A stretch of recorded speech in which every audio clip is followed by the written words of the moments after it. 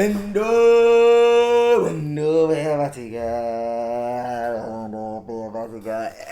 man, same man, yeah. But hey, we're watching a video about Cole Palmer, so you guys already know I'm geeked right now because I ain't even gonna lie to you. You guys know I am the biggest Cole Palmer fan in the world, bro.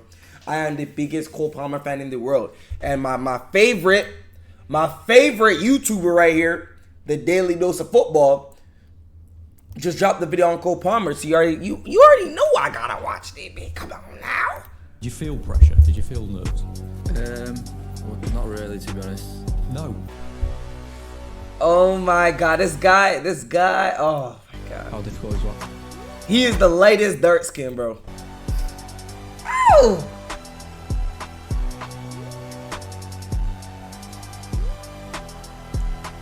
Cole Palmer. What a guy. Don't know. Next question. Being too stupid to feel or even understand pressure must be an elite tool for an athlete. So listen to this. Yup, If you're one I'm of those listening. people who watch Cole Palmer stutter in his interviews and think to themselves, see, he's so dumb. I got bad news for you. It's time to lock those eyes to the screen and realize that Cole Palmer is one of the smartest players in the league. I don't Yup. care what goes on outside the pitch. This guy has been pulling out Wait, so this guy's actually like school dumb?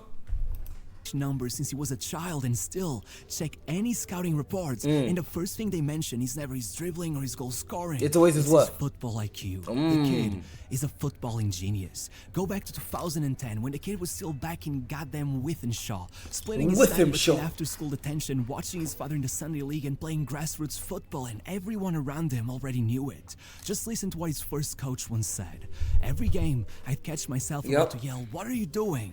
Only to realize 5 seconds later that this prodigy had put in a pass that I would have never even seen.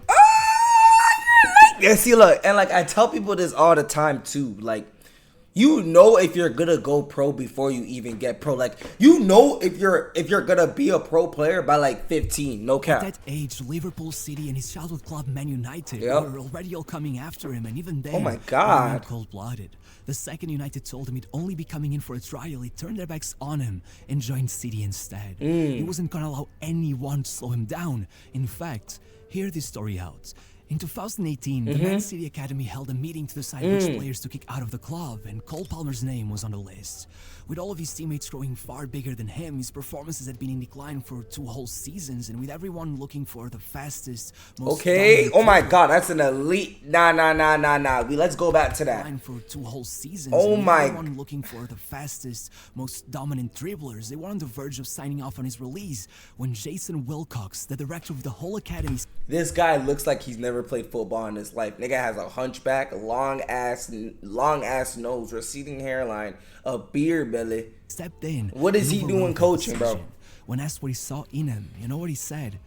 He's extremely clever. You guys can even see the things he's seeing. And for the next 12 months, after years of going home lamenting to his father that he just wished he was bigger, Palmer jumped up from 5'7" to 6'2" in a flash. Just 1 year later, not only was he captaining Man City's under-18s to the league title, putting down 20 goal contributions in 1,100 minutes, but he had put them in the final of the FA Youth Cup, where he assisted their first to level the match. Yeah, I think I watched this game. And lifted up his jersey to show a picture of Jeremy Weston, his former teammate who tragically took his own life after City refused to help him find an agent after dropping him from the academy right in the middle of the pandemic. Mad team! City, why y'all like that? Pitch. I may not be the loudest guy, I don't say much, but once there, it all comes out. And over the next 3 years, it would not. Nah, I'm still on that, bro. That's weird. Couldn't find a man an agent? Be different. Like what? The only problem was that the reward never came. The next season, they got him training with the first team permanently while still playing mostly with the under-23s, but even once the 19-year-old completely dismantled guys that should be playing 4 age groups above him, dropping 19 goal contributions in just 1,200 minutes and taking the league oh my gosh. title again. All Pep Guardiola had waiting for him was 1 League Cup appearance and 8 minutes in the Champions League. The year after that, he opened things up with his first goal for the senior team, then came back on a month later against Burnley and ran into the dressing room the moment the final whistle was heard, grabbed his coat, ate a cereal bar, and ran out the back door as Grealish and Foden looked at him like he was crazy. An hour later, he was already back with the under. Wait. I don't get it. For the senior team. He opened up things with scoring his first goal for the senior team and then came back a month later. Against Burnley and ran into the dressing room the moment the final whistle was heard, grabbed his coat, ate a cereal bar. Grabbed his coat and ate his cereal bar and ran out the back door. As Grealish and Foden looked at him like he was crazy. An hour later, he was already back with the under-23s asking the manager if he could still be put in the starting 11 despite having already played a match that day. Yup. And by the end, he had banged in a hat-trick. Oh my gosh. Nah, he's cold. Nah, he's actually different. Because see, look, a nigga like you, right after that, you would have went home, probably beat your meat and stuff. Probably would have talked to your team, telling her about, oh yeah, I scored in the Premier League, yada yada, boom boom. This nigga said, fuck all that. Went home, got dressed for the under 23, balled out, scored. Oh my, scored 3 goals. Asking him about the situation, all he had to say was, if there's a game happening somewhere, I want to be in it. It's still a big deal. Nah, he's a killer. Lads have done it too. Minus the hat. And the best part about this is, as a Chelsea fan, we got this guy for 40 M's. Just 3 days later and came back in January to take the man of the match in his first game of the year. That would be his last appearance. With a foot injury leaving him out for 3 months and Pep too busy fighting off Liverpool to notice he had been averaging a goal contribution every 85 minutes he had played under his guidance, he kept hearing the same old promise. Next year, it will be your turn. But even though City closed the transfer market by shipping out Gabriel Jesus and Sterling, supposedly opening up the way for Palmer's full introduction into the team, it wasn't quite like that. 10 months later, the 21-year-old Palmer got to collect the Champions League medal as his team conquered the second ever treble in the history of English football. The reality is that he had virtually nothing to do with it, and he knew it. With his 25 appearances, you almost be led to believe that things had changed, but really, the kid who seemed to be salivating at the chance to play whatever it may be, was now averaging only 25 minutes of game time whenever Pep even let him on the pitch. Either things changed, or Palmer was gonna have to change them himself. And so, 12 days after the Champions League final, Palmer arrived at the Under-21 European Championship and started off slow. Once he watched Gibbs White miss a penalty in the semi-finals, risking England's best chance at taking that trophy in 39 years. Like clockwork, Palmer showed up. Assisting the opener, scoring the second, and then assisting the third. Back 3 days later to smacking the free kick that won them the whole thing. Now, Cole Palmer was an European champion in his own turn. Okay, so like now I'm also understanding it too. See, look, if you think you're going pro, bro, you're probably not. Because if you're not scoring a goal every single game, if you're not grabbing 2 assists, an assist, and a goal every single game, respectfully, you're not going anywhere. Respectfully. Because this nigga right here, in the highest level of academy, was getting a goal or getting an assist every single game. Academy graduate with 13 years of service. That's what it takes. Belt, and still, even after he came in late against Arsenal, putting Man City in front of the race for the Community Shield, only for them to choke and let go of the title in the last minutes. Not to mention that a few days later he also scored their only goal. I don't know, and you wanna know what's crazy too? Pep sold them after all of this. Like I don't get Pep sometimes. Starting the year by losing out on 2 trophies. By the time he got back to Manchester, instead of being welcomed with cheers, Pep Guardiola, the same guy that had promised him that he'd finally be made into a starter the moment Mahrez left, came to him with an offer. A loan deal out to Burnley. Palmer's answer was simple. No, and I want to leave. For weeks they pleaded with him, tried everything to make sure he stayed, but just as negotiations seemed to be looking up, it was announced Man City had signed Jeremy Doku, a 21-year-old winger, for 65 million euros. Madness! There were about 11 months left before the Euros took place, and with Palmer still on 0 international caps and willing to do anything to make sure his name was on that list, that was the straw that broke the camel's back. Only 4 days later, Fabrizio Romano claimed that after failing to secure the signing of Michael Olise, Chelsea were now in rapid-fire negotiations for a mystery attacker. And just as the fans began hyping up half a dozen big-name players they believed... Oh, Pochettino, I love you for signing this guy. Man, was Cole Palmer. I love you To for say some signing this fans were guy. disappointed would be putting it lightly. They had just paid 50 million euros for a 21-year-old kid that still lived at his parents' house. They already had Madueke, Mudryk, Sterling, and Nkunku in their ranks, and now they were paying a fortune for a guy that had 1,400 minutes of senior football to his name. When Foden was the same age, it was already up to 7,000. It was Fam, really don't hard talk to about argue that Foden after to me, spending over fam. Don't do that, fam. Palmer is Billion better than transfers, Foden. I this don't was want to the guy hear that it. was going If you think Phil Foden is better than Cole Palmer, come comment on the video. Let's debate. Let's debate, because I'm not having the that. most dysfunctional squad in the country, but then, Oh my God. well, then Palmer did his thing. Yeah. After 3 substitute appearances, strangely even being deployed as a central midfielder on his debut, he was given his first start for the club, and straight away, with Chelsea needing to score, he pulled the ball back and put it in between the defenders' lines, assisting their only goal and taking the Player of the Match award as he put them through to the next round of the League Cup.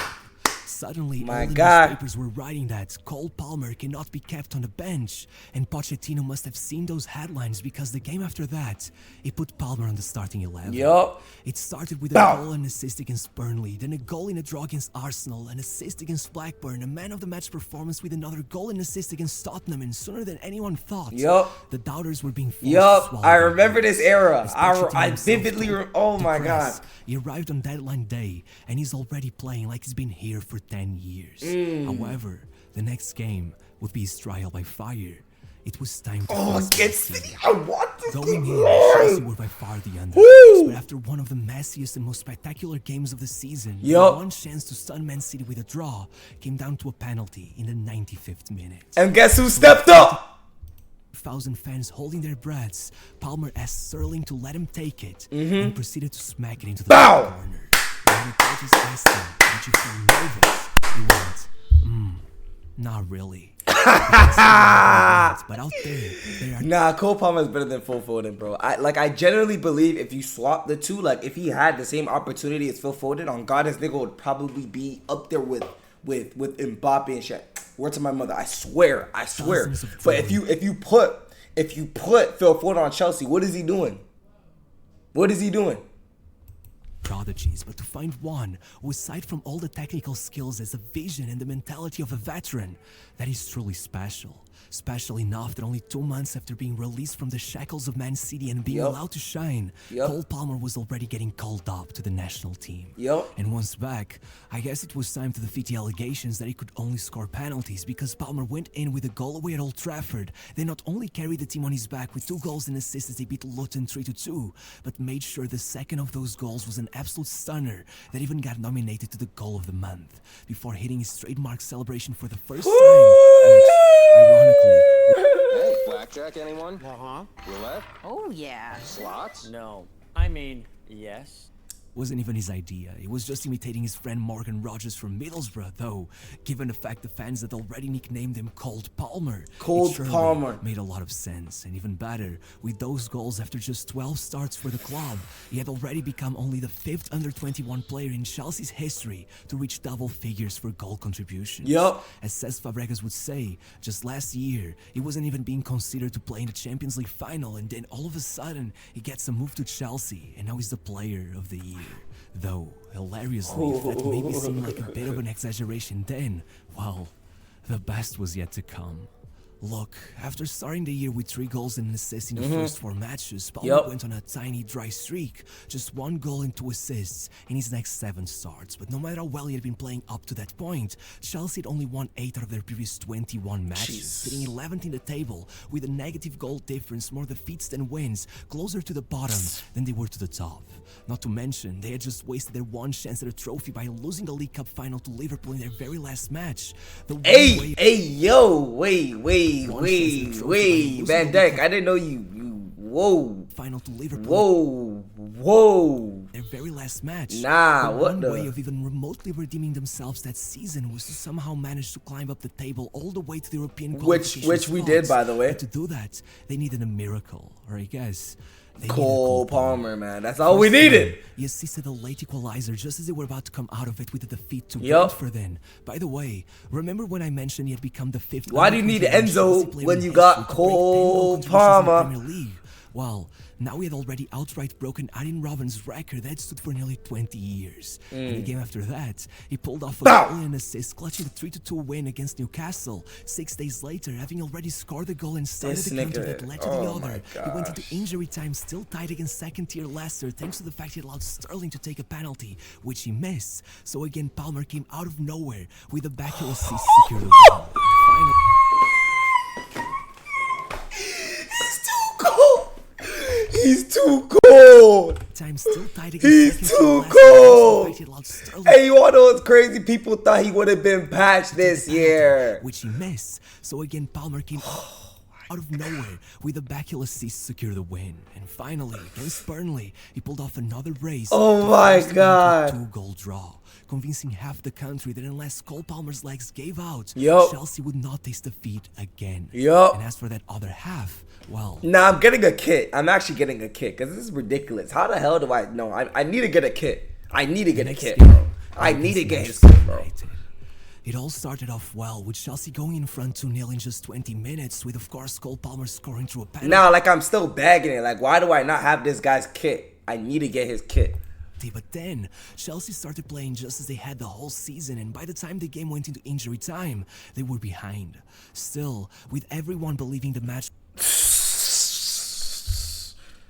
Don't get me started with this nigga right here. This nigga right here is by far the most overrated youngster of all time. And let me tell you the reason why everybody fucks with him so much. It's because he's a Ronaldo dick sucker. He's a Ronaldo dick sucker. And he's from Argentina. That's was literally done it. and dusted 6 minutes later. Dalot brought Madueke down inside the box, which, as you may have guessed, meant Cole another Palmer, goal he's for not Cole missing that. Palmer. Easy. Though that one stopped looking as impressive once he scored another just a couple minutes later to complete the hat-trick and take the win for his team. But yet again, that Yep. would not be the peak of his season. The next game, he assisted a decisive goal in yet another draw, and then against Everton. No words would do it justice. To start things off, a backheel touch to Jackson, then the cleanest of curlers with his left foot. 5 minutes later, he comes out of nowhere to head in second, and only 11 minutes love after this that, guy. No Diddy. intercepts it and smacks it in from 40 yards out.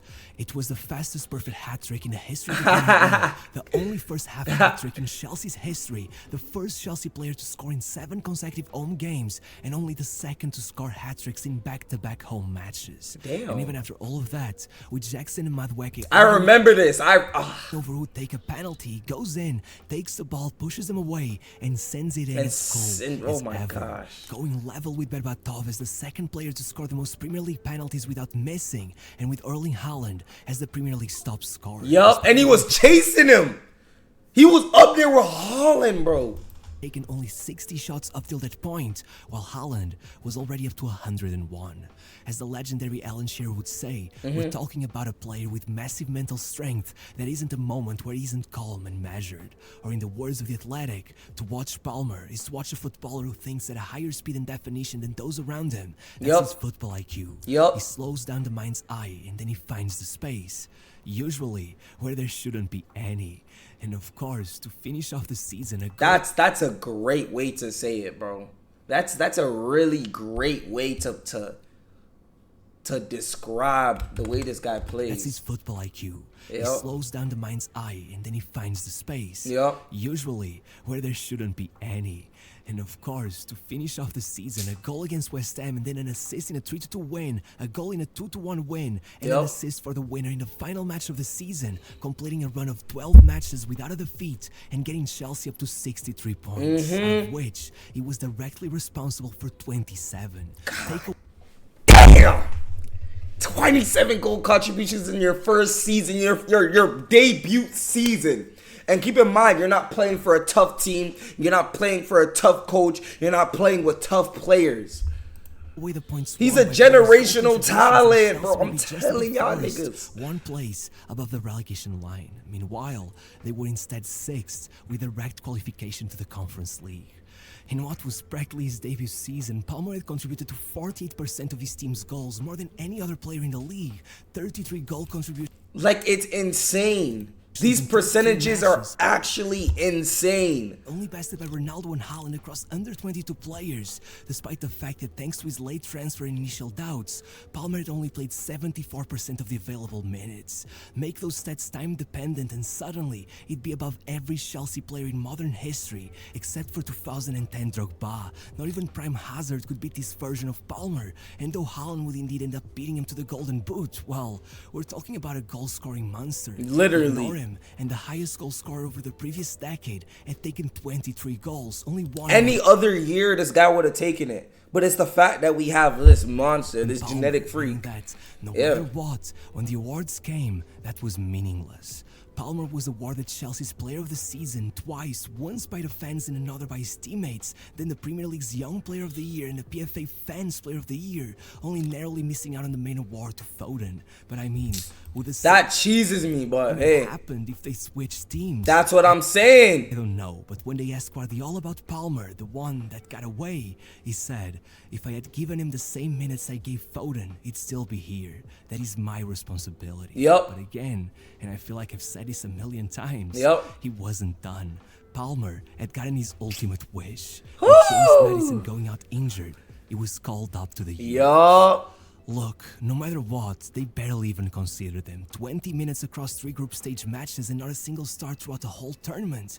And somehow, he still managed to be one of the most decisive players.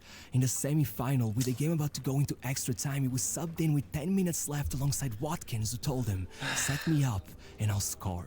And not only did he do just that, putting them in the final, but once Insane. more, again, he came in late and with England trailing behind, he needed only 4 touches on the ball to score And the equalizer, bow. though England would concede again and go home empty-handed. But trust me, regardless of how little game time he got, there would This guy did not start not one game, but his impact was far more superior than Foden's, was far more superior than Saka's, was far more superior than Harry Kane. And who the hell was playing on the left?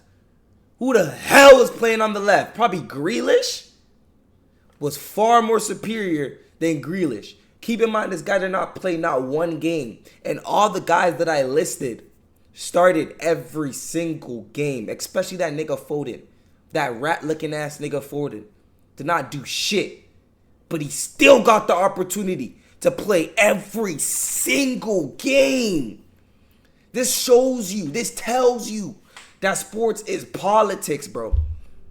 It's There were all not many players on politics, that team bro. who deserve that trophy much more than him, and thankfully, there's still time. Oh, Not yeah. only has Palmer started his second season with a goal and 4 assists in his And that's all we gotta watch, my nigga. Anyways, I hope you guys enjoyed the video, man. Don't forget to like, comment, subscribe, and I'm genuinely serious, bro. If you really think that Foden is even on the same level as Palmer, let's discuss. I'm gonna catch y'all niggas in the next video.